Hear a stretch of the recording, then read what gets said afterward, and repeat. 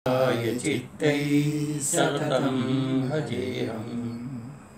गुरुर्ब्रह्मा गुरुर्विष्णु गुरुर्देवो महेश्वर गुरुसाक्षात् परं ब्रह्म तस्मै श्रीगुरुवे नमः। कृपा हरि ओम नमः चंडिकाय परमात्मने नमः। ओम पश्यति योऽर्जुन सुखं वा यदि वा दुःखं स योगी परमो मतः। उवाच योऽयं योगस्त्वया प्रोक्तः साम्येन मधुसूदन एतस्याहं न पश्यामि चञ्चलत्वात् स्थितिं स्थिराम् चञ्चलं हि मनः कृष्ण प्रमाथि बलवद्दृढम् तस्याहं निग्रहं मन्ये वायुरेव सुदुष्करम्। श्रीभगवान् उवाच असंशयं महाबाहो दुर्निग्रहं चलम् अभ्यासेन तु कौन्तेय वैराग्येण च गृह्यते असंयतात्मना योगो दुष्प्राप इति मे मतिः। यस्यात्मना तु यतता शक्यो वाप्तुमुपायतः।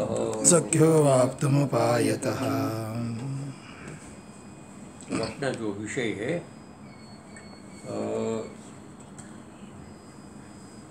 तत्व ज्ञान, वैराग्य और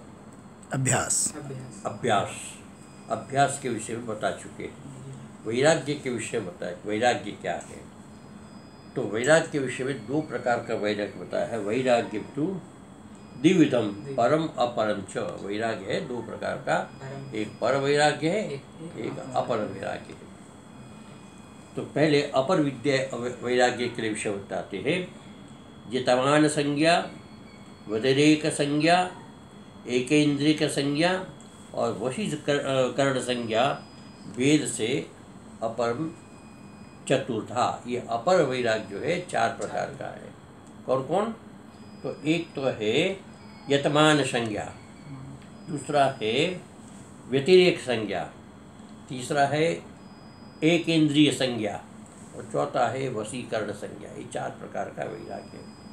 और चारों प्रकार के वैराग्य के विषय में कहते कि सबसे बड़ा जो है वशीकरण वैराग्य है, उस पर विशेष प्रकार का जोर देना है, क्योंकि वो सीधा लक्ष्य के प्रति अंतरंग कारण है, इसलिए उसको बताते हैं।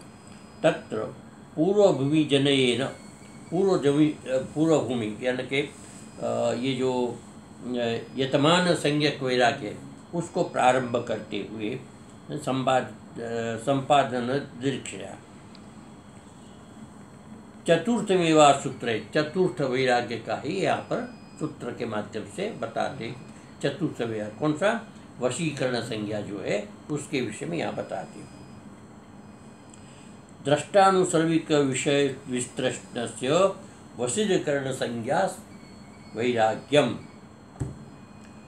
दृष्ट आनुश्रविक विषय तृष्णस्य वशीकरण संज्ञा वैराग्यम। अर्थात कहने का मतलब एक दृश्य पदार्थ है और एक वैदिक है। आनुश्रविक मैंने वैदिक, दो प्रकार के विषय है।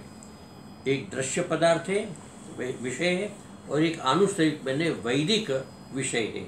उन दोनों विषयों के प्रति जिसकी विस्तृष्णा हो, विस्तृष्णा मैंने विगता तृष्णा, जिसमें से तृष्णा बिल्कुल समाप्त हो जाए, उसको कहते वशीकरण संज्ञा। अर्थात कहने का मतलब कि संसार के प्रत्येक पदार्थ, चाहे वो लौकिक हो या दिव्य हो, उन पदार्थों के प्रति पूरा का पूरा वैराग्य वो दुख का कारण है, ऐसा दृढ़ निश्चय हो।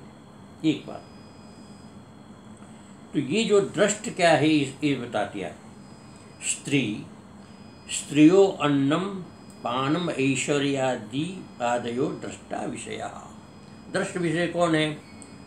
तो कहते परिवार के सदस्य, परिवार के सदस्य जो है स्त्री पुरुष इत्यादि जो होते हैं, मित्र दोष इत्यादि होते हैं, भाई बंधु इत्यादि होते हैं, यानी कि जितने भी संबंधी है वो सब दृष्ट विषय के रूप में आते हैं स्त्री। फिर अन्न, खान पान की जितने पदार्थ है संसार के अंदर, पान पीने लायक जो भी संसार के अंदर पदार्थ है, और इसके साथ ऐश्वर्य, विभिन्न प्रकार के पदार्थ, धन से लेकर के विभिन्न प्रकार के पदार्थ जो ये सारे के सारे जो है वो दृष्ट विषय के रूप में माने जाते हैं। ये दृष्ट विषय अर्थात इन विषयों के प्रति वितृष्णा हो, जिसमें से बिल्कुल तृष्णा उसके प्रति ना हो, बिल्कुल इसके प्रति एक प्रकार से रति ना हो, उसके प्रति अनुराग ना हो, उसके प्रति राग ना हो, उसके प्रति भोग की इच्छा न हो, इस प्रकार का जो है दृष्ट विषय। आनुसर्गिक विषय क्या है? तो सर्गो विदेहता प्रकृतिलय इत्यादि आदि आदि जो होता है। एक तो स्वर्ग, मृत्यु के बाद विभिन्न प्रकार के लोगों की कल्पना की गई है। स्वर्ग आदि, स्वर्ग है, ब्रह्मलोक है, गौलोक है, कैलाश लोक है इत्यादि, जो भिन्न भिन्न प्रकार के लोग। तो स्वर्ग, विदेहता तो शरीर को छोड़ करके दूसरे शरीर में जाना, ये विदेहता। और एक होता है प्रकृति लय, एक प्रकृति का लय होना, प्रकृति में लय हो जाना। जैसे मन है, प्रकृति में लय कब होता है? एक तो होता है आत्मा में लय होना, मन का तो समाधि हो जाती है। लेकिन प्रकृति में लय क्या होता है? तो सुषुप्ति में चले जाने का नाम प्रकृति में लय। सुषुप्ति जो है वो प्रकृति है, अज्ञान है। उस अज्ञान के अंदर लय होना, मन का चला जाना, सुषुप्ति को ना, अच्छा दूसरा शब्द है मूढ़ता में चला जाना। मूढ़ता जानते हैं? मूढ़ता मतलब किंग कर्तव्य विमूढ़, क्या करे क्या न करे, स्तब्ध हो जाना, वो भी एक लय है। मन काम ही नहीं करता। वो गीता में है ना 7वें श्लोक में, कार्पण्य दोषोपतस्वाव पृच्छामि ताम धर्म सम्मूढ़ चेता यश्रेषां निषेधं विहितन में तो शस्ते। यहाँ पर कार्पण्य दोष को प्राप्त हो गया, क्या करूं क्या न करूं, इसका मुझे भान नहीं है। तो ऐसा जो है प्रकृति लय इत्यादि हो वैदिका, वैदिकत्वेन आनुसर्गिका, ये सारे वैदिक विषय होने के कारण, अर्थात शास्त्रों में वर्णित विषय होने के कारण इसको आनुसर्गिक कहते हैं। विषय तेषु उभय विधेषु अपि, ये दोनों प्रकार के विषय, अर्थात दृष्ट और आनुसर्गिक। दृष्ट लौकिक और ये अपना पारमार्थिक ज्ञान, पारमार्थिक वैदिक, इस प्रकार के विषयों के प्रति विषय होने पर भी सत्याम तृष्णायाम विवेकतारतम्येन यतमानत्रयं भवति। इसमें तृष्णाया तो इसमें तृष्णा का अभाव, लेकिन तृष्णा के अभाव का तारतम्य होता है। तारतम्य जानते हैं? कनेक्शन। कब कहीं का ज़्यादा कहीं कम है। किसी वस्तु में आपका ज़्यादा वैसे स्नेह भाव है, किसी में कम भाव है, तृष्णा है, लेकिन कहीं बहुत ज़्यादा है, कहीं बहुत कम है। तो इस न्यूनाधिक के कारण, तारतम्य के कारण ये इसको अलग अलग प्रकार का यतमान होता है। तो इसको यतमान कहते हैं। यतमान आदि त्रय, ये तीन, यतमान और व्यतिरेक और एक इंद्रिय, ये तीन इसके अंदर आ जाते हैं। समझ गए? इसलिए चौथी का पर वर्णन कर दिया। भवती अत्र जगति किम सारम किम असारम इति गुरुशास्त्राभ्याम यास्यामिति उद्योगो यतमान। यतमान किसको कहते हैं?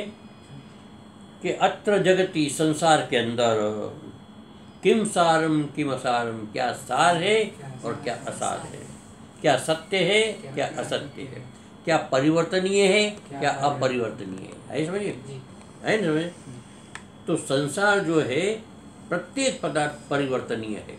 संसार से अतिरिक्त, संसार से भिन्न जो शाश्वत है, जो अहम है, चित है, आनंद है, वो अपरिवर्तनीय है। इसमें किसी भी प्रकार का कोई परिवर्तन नहीं होता है। इस बात को कहते हैं कि सार और असार, किम सारम किम असारम की गुरु शास्त्राभ्याम, शास्त्र के द्वारा और शास्त्र प्रतिपादित गुरु के द्वारा, शास्त्र प्रतिपादित विषय जो है गुरु के द्वारा कहे हुए ज्ञास्यामि में जानूंगा। जानूंगा क्या है? जिज्ञासा। जानू का मैंने प्रयत्न करूंगा, जानने का प्रयत्न करूंगा। जानने मतलब यानी कि इसको जान करके इसको विवेक करने के लिए मैं प्रयत्न करूंगा। तो यतमान हो गया। यतमान ने जिसके लिए प्रयत्न किया जाता है, जिसके लिए पुरुषार्थ किया जाता है, जिसके लिए मेहनत किया जाता है, तो ऐसा ही विषय है ज्ञास्यामिति उद्योगो यतनाम। इस प्रकार का उद्योग करना या व्यवसाय करना या परिश्रम करना या व्यापार करना, ये सारा यतमान शब्द से कह रहे। स्वचित्ते पूर्व विद्यमान दोषाणां मध्ये अभ्यस्यमान अविवेकेनैव पक्वा एता अवशिष्टा इति चिकित्सकवत् विवेचनम। व्यतिरेक, व्यतिरेक क्या है? तो हमारे जीवन के अंदर जन्म जन्मांतर अनेक प्रकार के दोष हैं। हमारे अंतःकरण के अंदर विभिन्न प्रकार के दोष विद्यमान हैं। जन्म जन्मांतर के दोष क्या होते हैं? दोष होता है 5, 7, 10 जो गिने चुने क्लेश है इत्यादि ना। तो जो काम, क्रोध, लोभ, मोह, अहंकार, ईर्ष्या, राग, द्वेष, है ना, ये सारे दोष है। अच्छा, फिर अपने में हीनता, मैं कमज़ोर हूँ, मैं दरिद्र हूँ, मैं मूर्ख हूँ, मैं पागल हूँ, तो ये सारे ये दोष है। इस दोष को दूर करने के लिए हम प्रयास करते हैं। तो इसके लिए अलग अलग प्रकार के उपाय करते हैं। जैसे एक वैद्य है, रोगी जाता है उसके पास, तो विभिन्न प्रकार से उसको रोग का दर्शन करती है, मेरे को रोग है, ये रोग है, ये रोग है। तो वैद्य क्या करता है? उसको दवाई देता है। और दवाई देने के बाद फिर कुछ दिनों के बाद पूछता है कुछ लाभ हुआ? वो कहेगा हाँ ये लाभ हुआ, इतना लाभ हुआ, इतना लाभ नहीं हुआ। तो कुछ लाभ हुआ, कुछ लाभ नहीं हुआ। तो नहीं हुआ है उसके लिए फिर प्रयत्न करना, इसको कहते हैं व्यतिरेक। दोष की निवृत्ति के लिए बार बार प्रयत्न करना। जितने दोष समाप्त हुए हैं उससे आगे जो भी दोष है उसको समाप्त करने के लिए प्रयत्न करने का नाम व्यतिरेक कहते हैं। तो अविवेकेन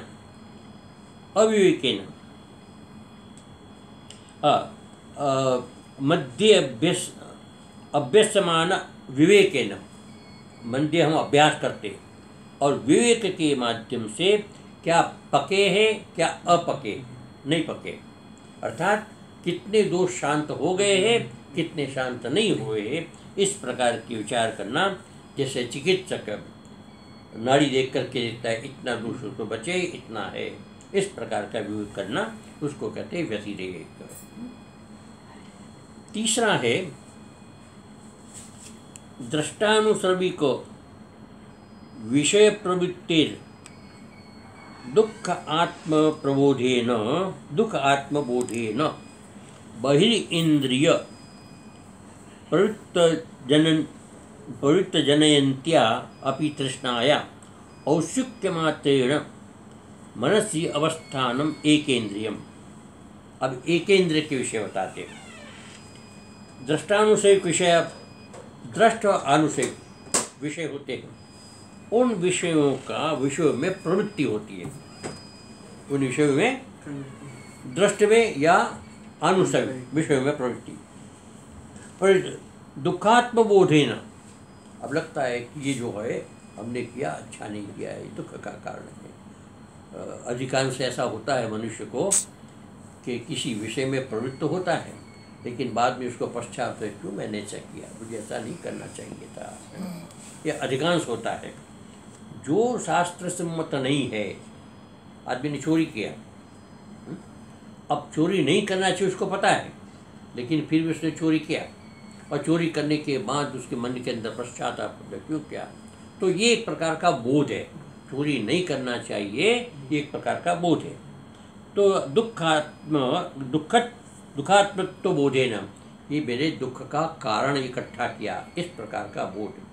मैंने गलत काम किया, उससे मुझे दुख प्राप्त होगा, इसका फल मुझे भोगना पड़ेगा, इस प्रकार की जो मनोवृत्ति है, इसको कहते हैं बहिर्इंद्रिय प्रवृत्ति।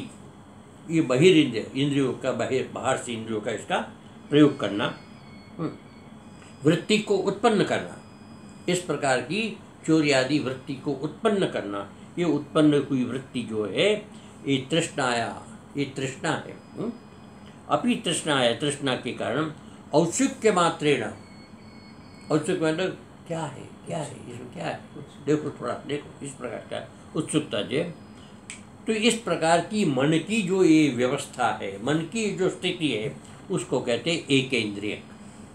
तो 3 प्रकार के दोष हो गए, कौन कौन? यतमान, फिर आगे यतमान, व्यतिरेक, एक इंद्रिय, और चौथा जो है आत्मबोध, वशीकरण, ये चौथा है। मनस्यपि तृष्णा शून्यत्वेन सर्वथा वैतृष्ण्यं तृष्णा विरोधिनी चित्तवृत्तिर्ज्ञान प्रसाद रूपा वशीकरण संज्ञा वैराग्यम संप्रज्ञातस्य समाधिर अंगत्वं समाधिर अंतरंगम साधनम असंप्रज्ञातस्य तु बहिरंगम। ये जो इस प्रकार का मन के अंदर तृष्णा शून्य न, इस प्रकार की तीनों प्रकार की वासनाओं से शून्य हो जाए, अर्थात हमारे मन में यतमान जो वैराग हो जाए, व्यतिरेक वैराग हो जाए और एकेंद्रिक वैराग हो जाए, उसके बाद वशीकरण इंद्रिय जो है ये प्राप्त हो जाए, तो वृत्ति शून्य हो जाएगा, हमारी वृत्ति शांत। अर्थात कहने का मतलब कि जो जितने भी दुख के कारण है, उन सब कारणों से वृत्ति हमारी हट जाए, उससे तृष्णा समाप्त हो जाए, तो वृत्ति शून्य हो जाएगा, अर्थात हमारा मन पीछे भागेगा नहीं। जब नहीं भागेगा तो वृत्ति शून्य होगा। तो इस प्रकार से वृत्ति शून्यत्वेन सर्वथा वैतृष्ण्यम, मन जो चित्त हमारा वितृष्णित हो जाएगा, अर्थात तृष्णा का अभाव हो जाएगा। तृष्णा विरोधिनी, तृष्णा की विरोधी वृत्ति हो जाएगी। एक तरफ वृत्ति होती है बहिर्मुख और एक होती है अंतर्मुख।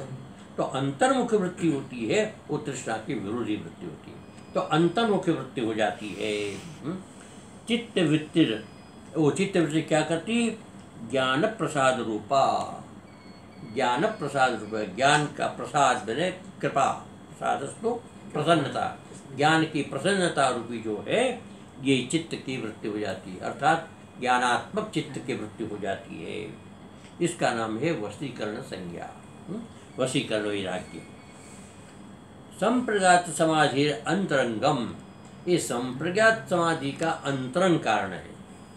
हमने आपको बताया था कि 2 प्रकार के कारण होता है, एक लक्ष्य का साक्षात कारण होता है और एक लक्ष्य का अवान्तर कारण होता है। जैसे कि विवेक, वैराग, शरण संपत्ति और मोक्षता, ये है बहिरंग कारण, परमात्मा की प्राप्ति का, आत्मस्वरूप का अनुभव का एक ये अंतर, ये बहिरंग कारण। लेकिन श्रवण मनन निधिध्यासन ये साक्षात अंतरंग कारण है। इसके बाद निश्चित रूप से अपना साक्षात होगा श्रवण निधिध्यासन के माध्यम से। तो इस प्रकार अंतरंग, तो ये जो है, ये जो वशीकरण संज्ञा नाम का वैराग्य है वो संप्रज्ञात समाधि का अंतरंग कारण है, लेकिन असंप्रज्ञात समाधि का बहिरंग कारण है। अर्थात जो निर्विकल्पक समाधि, एक सविकल्पक एक निर्विकल्प। सविकल्प और निर्विकल्प का अंतर क्या होता है? सविकल्प में अभी अहम है व्यक्ति, विकल्प विशेषण सहित विकल्प, विकल्प निर्विकल्प विशेषण रहित है निर्विकल्प। जब हम किसी वस्तु का ध्यान करेंगे तो उसमें यदि विशेषण होगा, जैसे हम भगवान का ध्यान करते हैं तो भगवान का गोल मुखारविंद है, उसका गोरा रंग है, उसके हाथ में पद्म है, उसके हाथ में शंख इत्यादि जो है तो विशेषण हो गया। हमारे ध्यान की जो है विशेष जो है उसके सारे विशेषण हैं। भगवान ने ऐसे वस्त्र पहने, ये सब विशेषण। तो इस प्रकार का जो ध्यान है वो विशेषण युक्त होने के कारण सविकल्पक समाधि कहलाते हैं। लेकिन जब किसी प्रकार का कोई विशेषण नहीं होता है, अब जैसे निराकार, कोई रूप नहीं है, कोई रंग नहीं है, कोई उसका वजन नहीं है, केवल और केवल प्रकाश है, उसका कोई विशेषण नहीं होता। तो इसके लिए निर्विशेष, जो विशेषण से रहित होता है, इसको कहते हैं निर्विकल्प। इस प्रकार की निर्विकल्प समाधि है, उसको कहते हैं असंप्रज्ञात समाधि। तो असंप्रज्ञात समाधि का ये बहिरंग कारण कौन सा? वशीकरण वैराग्य। वशीकरण संज्ञा नाम का जो वैराग्य है वो बहिरंग साधन है। तस्य तो अंतरंगम साधन परमे वैराग्यम। असंप्रज्ञात समाधि का अंतरंग साधन जो है पर वैराग्य है। आपको पहले बताया था दो प्रकार का वैराग्य। कौन कौन? अपर वैराग्य, पर वैराग्य, पहले अपर वैराग्य का बताया। कहते कि साक्षात यदि कारण है अंतरंग, तो ये पर वैराग्य जो है ये असंप्रज्ञात समाधि का साक्षात कारण है। तथ्य सूत्रयत, इसका पतंजलि जो है इसके विषय में एक सूत्र बताते हैं। तत्परम पुरुष ख्यातिर्वैतरिष्णिम। तत्परम, वह जो परम, मैंने परम वैराग्य है। अब परम वैराग्य में क्या होता है कि किसी भी प्रकार की कोई वृत्ति होती ही नहीं। यानी कि जब हमारे मन में कोई इच्छा होती है किसी भी वस्तु को पाने की, तो तदाकार एक वृत्ति बनती है और वृत्ति उसको आवृत करके हृदय में ले जाती है। लेकिन इच्छा ही नहीं होगी तो वृत्ति उत्पन्न नहीं होगी। जब वृत्ति उत्पन्न नहीं होगी तो निराकार होगा। तो इस प्रकार से यहाँ पर ये पर वैराग्य कि किसी भी वस्तु में किसी भी प्रकार की वृत्ति उत्पन्न न हो, इसको कहते हैं पर वैराग्य। पुरुष ख्याति है, पुरुष का ज्ञान है। एक बहुत बड़ी इसके अंदर है विशेष वै गुण वैतृष्ण्यम। अब प्रकृति और पुरुष दो पदार्थ है, समझे? प्रकृति और पुरुष। पुरुष प्रकृति के अंदर आबद्ध है, समझे जी। पुरुष प्रकृति के अंदर आबद्ध, आबद्ध मैंने बंधा हुआ है। प्रकृति से संचालित होकर पुरुष काम करता है।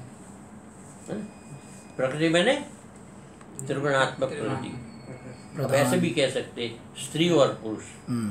तो स्त्री से पराधीन होकर के पुरुष काम करता है। प्रकृति है ना, अविद्या माया, ये प्रकृति।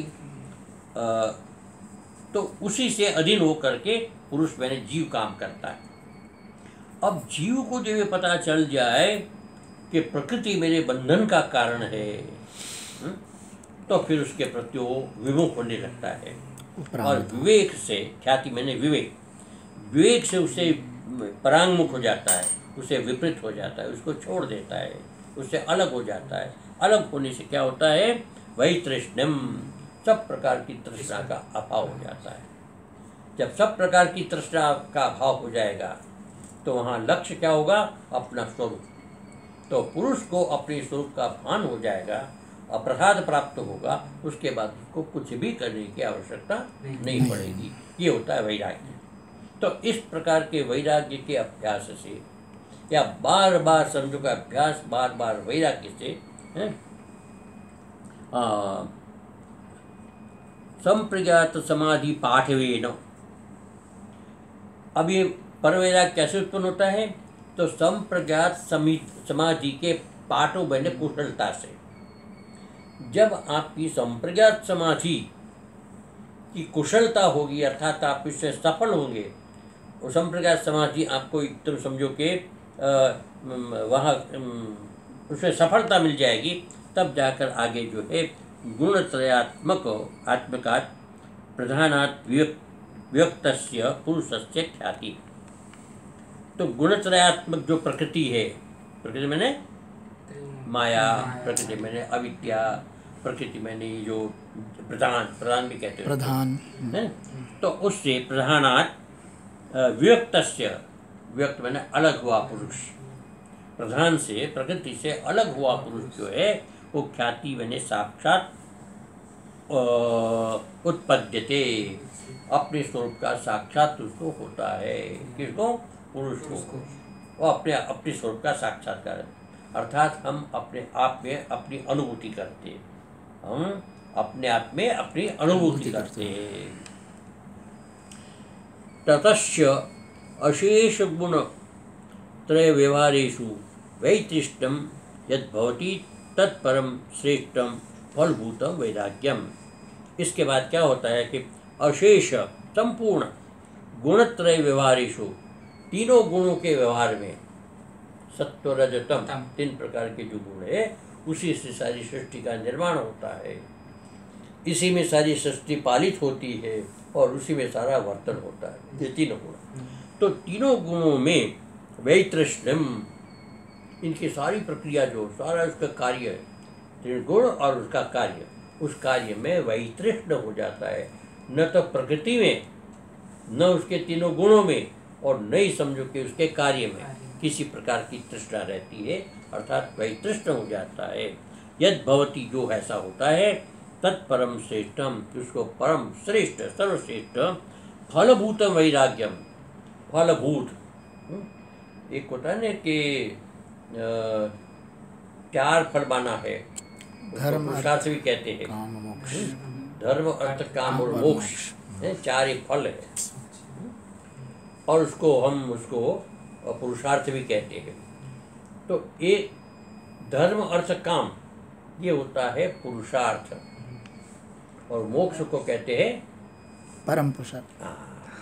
परम पुरुषार्थ। अब परम पुरुषार्थ का अर्थ क्या? कि पुरुषार्थ का अर्थ होता है पुरुष के द्वारा किया गया प्रयत्न, उससे प्राप्त जो अर्थ, वो पुरुषार्थ। हमारे भाग्य में कुछ होता है और उसके लिए हम सामान्य पुरुषार्थ करते हैं, और जो होता है उद्घाटित होता है, प्राप्त होता है। और भाग्य में ना हो, चाहे कितना ही पुरुषार्थ करो, उपलब्ध नहीं होता, लेकिन वो पुरुषार्थ निष्फल नहीं जाता है, वो कालांतर में होता है, उसका फल कालांतर में होता है। लेकिन वर्तमान में जो भाग्य में होता है पुरुषार्थ से प्राप्त होता है, तो सामान्य पुरुषार्थ करने की जरूरत है वहाँ। ऐसा एक दृष्टांत है कि एक व्यक्ति सरकार की तरफ से या लोक व्यवहार की तरफ से 8 घंटा काम करने की उसे ड्यूटी है। 8 घंटा के जो काम करेगा उसके प्रारब्ध होगा और सब कुछ भी मिलेगा। और 8 की जगह पर 16 घंटा काम करेगा तो मिलना तो वही है उसको, प्रारब्ध का, है ना। 16 घंटा काम करेगा लेकिन मिला वही प्रारब्ध का। तो वो जो है ना, ये प्रारब्ध में जो है वही मिलेगा, चाहे जितने काम कर लो। लेकिन वो काम अर्थ की प्राप्ति के निर्णय करके अंतःकरण की शुद्धि के लिए करेंगे तो उसका फल मिलेगा, है ना। हम 8 घंटा तो अर्थ की प्राप्ति के लिए काम करें, लेकिन 8 घंटा दूसरा है वही काम करे, लेकिन परमार्थ के लिए करें, अर्थात दूसरों के लिए करें, दूसरों के लाभ के लिए करें, वो हमारा सार्थक हो जाएगा, है ना।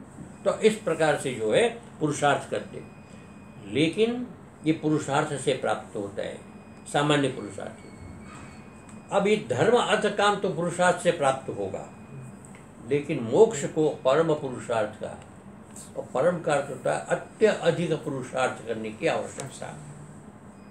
परमात्मा की प्राप्ति के लिए है भाग्य पर उसको नहीं छोड़ा जा सकता है। जैसे हम अपने धर्म अर्थ काम को भाग्य पर छोड़ सकते हैं, भाग्य में होगा तो मिलेगा, ठीक है, लेकिन परमात्मा की प्राप्ति जो है वो भाग्य पर नहीं छोड़ा, उससे तो अत्यधिक श्रेष्ठ पुरुषार्थ करना पड़ेगा। तो इसीलिए उसको परम पुरुषार्थ कहा है। तो परम पुरुषार्थ को कहते हैं फल, है, उसको महाफल भी कहते हैं। उसमें आया है ना मनुस्मृति में, न मांस भक्षणे दोष न मद्ये न मैथुने प्रवृत्ति देशा भूतानाम निवृत्तिस्तु महाफला। है ना? कहते इसमें कोई दोष नहीं, न मांस भक्षण दोष है, न मध्य न स्त्री पुरुष के संबंध, कोई दोष नहीं। प्रवृत्ति रेशा भूताना, जीव मात्र की प्रवृत्ति है, मनुष्य नहीं। देवता, देव, दानव, पशु, पक्षी, मनुष्य जितने भी संसार में जीव है, सबकी इसमें तीनों प्रवृत्ति है। प्रवृत्ति रेशा भूतान। और निवृत्तिस्तु महाफला, यदि कोई महाफल की इच्छा रखता है, महाफल मैंने मोक्ष, तो ये तीनों की निवृत्ति अत्यंत अनिवार्य है ना? तो इस प्रकार से महाफल जो है इसको कहते हैं फलभूतम वैराग्यम। ये जो फल को प्राप्त कराने वाला जो है ये वैराग्य है, महाफल को प्राप्त कराने वाला ये वैराग्य है। तत्परिपाक निमित्ताच चित्तोपशमन परिपाकाद अविलंबेन केवल्यम। इस प्रकार से वैराग्य की परिपाक अवस्था हो जाती है, वैराग्य की परिपाक अवस्था हो जाती है, तो उस निमित्त से चित्त जो है उपशम होता है, चित्त सर्वथा शांत हो जाता है।